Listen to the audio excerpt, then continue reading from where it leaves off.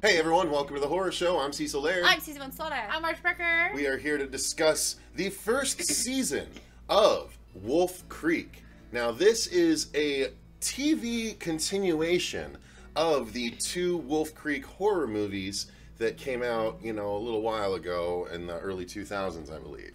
And those we reviewed on the channel recently because a patron requested them.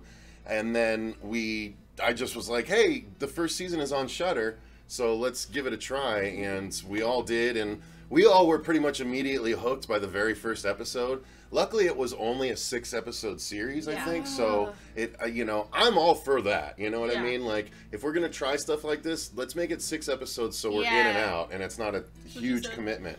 Like, remember, Supernatural, all those shows are still 22, 21 episodes. Right. Like, these ones, I would not have stuck with Wolf Creek for 22 episodes. No, not with the storyline that they had. No, yeah. But it was perfect for the amount that they gave us. Yeah. So, we're going to be discussing this season. Now, we'll do it like normal, talk about our overall thoughts, then the story, the acting, the effects, all of which are worth noting in this one. So, I will say that, I enjoyed this series. I wasn't sure what to expect, and what they gave us story-wise was basically the multi-year story of one victim of one of Mick Taylor's attacks. And so I really dug that as a setup for a season of a TV show. The cool underlying nastiness of that is that considering that Mick is out there doing all this other stuff during all the in-between times. It's like a hunt with a hunt. Well, yeah, exactly. Yeah. Not only, but it's it's a really interesting setup, and so I really appreciated what this season achieved with considering that, I think it did exactly what it set out to do, and very successfully. What do you guys think? Oh my god, that first episode. Oh my, can I talk about it or no? Yeah, you can talk about it. Okay. Because this is sort of the setup of the story. So, I was not a fan of the first Wolf Creek at all. I thought it was complete shit. The second one hooked me a bit, and then as he said, like, oh, there's a series. I'm like, great.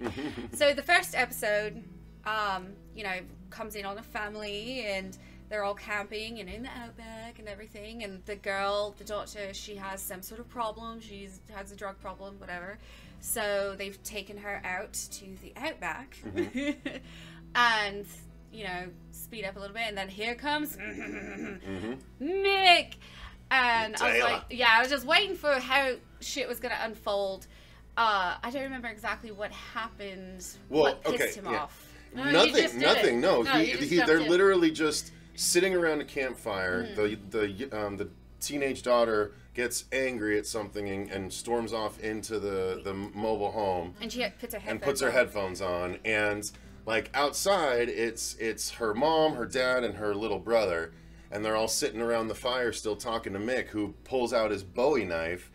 And, they're talking about guns because the kid has a new rifle that he was looking at and stuff like that. And Mick holds it up. He's like, oh, that's a good one, and he's talking about... And he pulls out his rifle and talks about what he can do with it. And then he pulls out the Bowie knife and is like, the nice thing is, it's quiet, and then he just turns and stabs the dad in the leg. Yeah, I couldn't remember how it developed. Yeah, no, it happens so quickly. Yeah. So it was very abrupt. It was in a way that we hadn't seen him before, because usually it's like someone stranded or whatever. But so then, so yes, he kills the dad, and the mom is screaming bloody murder. Anyway, so I'm gonna get to the part where I was like, the fuck. Okay, so you never see a kid. Well, yeah, just real quick, because the mom gets up to run away, and as she does, he's like, the other thing I like about this knife is it's balanced perfectly. And he throws it, and it goes right through her eyeball. That's right. That was awesome. Okay. Then the kid, he starts running, right? Well, no, first he tries to get his gun out of the case. And so he gets the rifle out, but just as Mick gets over to him and pulls it away from him, he's like, you can't do that, son, And then the kid takes off, and Mick uses his own gun. So no one expects a child. You don't see children being murdered. You don't expect someone to harm a child in the manner in which Mick did. And I was he straight up fucking just shoots him, and it shows everything. Everything. I was not expecting it at all.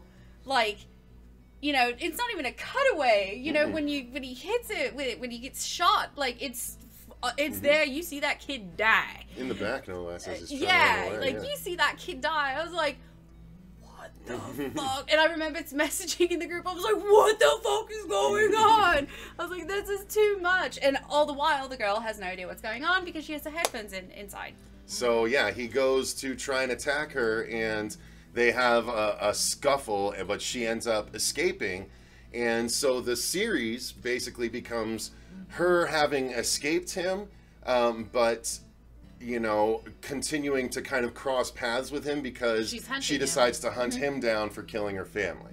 So it's a really interesting setup, and it's done very well. So how did you guys like how the story played out? I really liked it. I thought it was a good addition to the series and to the franchise. I thought they really got to play with Mick, and then add this other layer of, you know, what would happen if somebody did escape him, and, you know, and it does seem a little far-fetched that this girl would just, like, spend the rest of her life hunting him down, but why not? Then again, like, her family's gone. Yeah, her whole family's gone. She has nothing else, so why not? And she was very scrappy, really resourceful, and what I liked at the end of that episode, because he does shoot her and she falls in the water, so he thinks she died. That's right. And then he finds out that someone's looking for him, and they describe the girl, and he was like, oh, she didn't die. Now I gotta know. So then he starts to hunt her.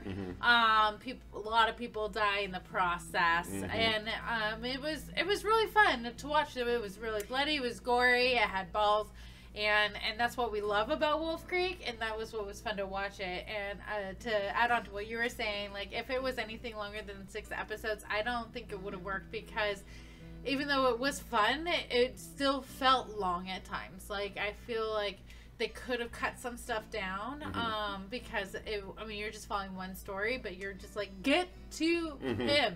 I want to see them like fight, and when you finally get that tension, but I hear your point. Once you get to the last battle, you're like, sweet, this is what I've been waiting for. But they earned it, and it's worth watching. So that was my thought. Yeah, no, I was gonna say, like, now sitting here thinking about it, like, it is different than anything that's really out there, like, the story and everything, and it was kind of cool seeing Mick, like, in his natural habitat, doing what he does. His day-to-day, doing what he does, like, on a normal day. So, while she's, like, trying to hunt him, the only thing I didn't like was that there's this random, really fucking creepy, like, love story thing thrown in it that didn't make any sense to me, and I felt incredibly forced between the girl. She's what is she, like 18, 19, yeah, and the guy is like 36. And it's really weird. that what's going on in his life, that's a whole other fucking can of shit. So I don't know. You didn't like that subplot? Okay. No. Marcia, did you mind it? I didn't pay too much attention to it. I agree, it didn't really fit a purpose other than, like, let's get some, like, loving in here. Like that. Yeah, I mean, and it did move. It did have some moments in the, you know, for the finale and everything like that, but meh. The finale was even more creepier. Like, yeah. That was really cringy. Oh my god. Yeah. I love you. Well, it was a worthwhile watch. So the acting of, you know, let's talk about the acting real quick. Susie, you said you weren't the biggest fan of the lead, right? Yeah, no, I could have done without it. I thought she was okay. She grew on me as she became more badass, more like, you know, Sarah Connor as the series went on. But the star to me was obviously Mick. He was awesome. Yeah.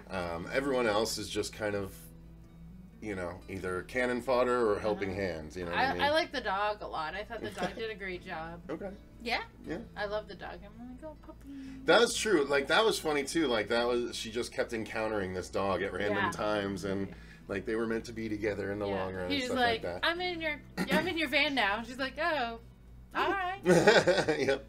So, any other? Do you guys like how Mick was doing it, or do you think he continued his ability with the acting, or did it get old? I feel like he was pretty solid and consistent. Yeah.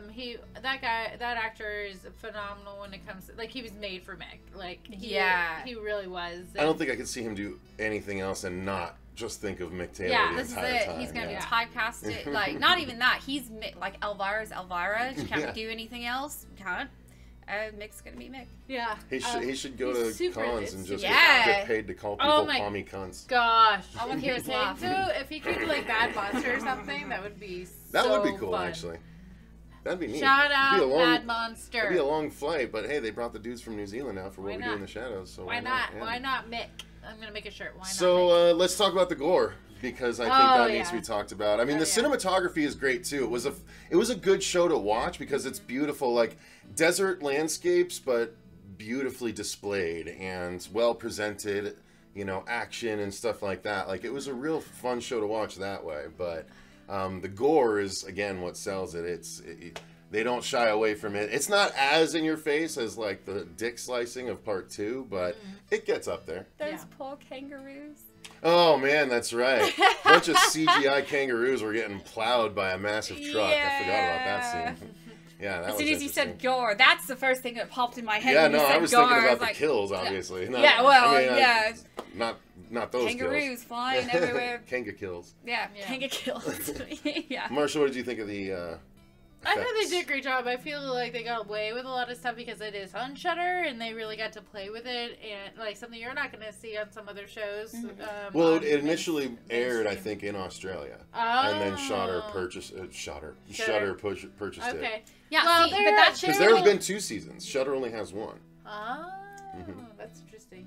I was gonna say Australians are fucking crazy, so that shit probably ran on daytime. Yeah, they TV. don't. They don't have any or like. No. You can't do that on TV. No, it's just their society can handle shit better than ours can. That's because they're crazy. They're not wimps. I'm not saying. Yeah, you guys are batshit crazy, but you know, like, but they're prideful about it. You know, they know. So, they can handle stuff. What do you I don't know. Any final words about it, guys? Would you recommend people to watch the Wolf Creek series on Shudder? I say if you're a fan of Wolf Creek and Mick Taylor, that's the thing though. You don't even have to watch the movies. Yeah, and that's a fun thing. That's like true. you don't have to watch the movies to understand the show. I think it just adds to it a little bit because like if you watch the movies and you're like, oh my god, who is this guy? And then you watch the show, you're like, oh, this, you know. It's kind of like more exciting, the build up, because you know who he is. You already have an understanding of what you're in for, but at the same time, you can watch it. I was waiting for the first, like, that's what I was waiting for. Yeah, so what I say watch it. It's a great opportunity to watch another horror show that is like has balls to the walls, and we can all appreciate that. Cool. All right, I agree. I recommend it too, guys. I think it's definitely worth your time. I think if you don't like what you saw in the first episode, you don't need to continue. You'll know after the first episode whether you're on board or not. But, you know, give it that first episode try at least. So, yeah, thank you very much for watching. If you enjoyed the video, click that like button. If you want to see more like it, make sure you're subscribed and click that bell notification so you don't miss any episodes when they go up. Until next time, I've been Cecil Laird. I'm Susie Von Slaughter. I'm Marcia Susie. Thank you very much to our patrons for supporting the channel. But remember, stay scared.